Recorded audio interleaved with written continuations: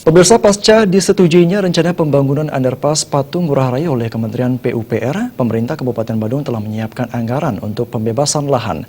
Hal ini disampaikan Ketua Komisi 3 DPRD Badung, Putu Alit Yandinata.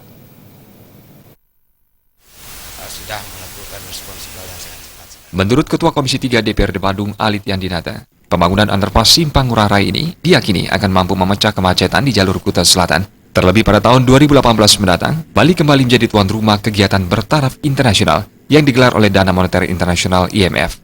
Saat ini, pemerintah pusat melalui Kementerian Pekerjaan Umum telah menganggarkan 209,71 miliar rupiah untuk membangun underpass di bundaran Patung Ngurah Rai dan Simpang Jimbaran. Menurut Alit Yandinata, untuk pembebasan lahan underpass, Badung telah menyiapkan anggaran sebesar 85 miliar di APBD perubahan tahun 2017. Bupati sudah melakukan responsibel yang sangat cepat sekali dan kemudian diikuti oleh proses-proses baik melakukan proses teknis dan kemudian ada kajian dari apresial dan selanjutnya sudah kita anggarkan di perubahan 2017 yang besaran angkanya kisaran 85 miliar. Itu di perubahan 2017 yang pos anggarannya kita alokasikan di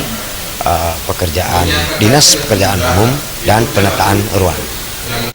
Alit Yandinata menambahkan, utilitas di kawasan tersebut akan dibebankan kepada masing-masing BUMN maupun BUMD yang memiliki utilitas seperti jalur aftur via bandara, PDAM maupun PLN. Angga Ratana dan Adi Setiawan, Bali TV.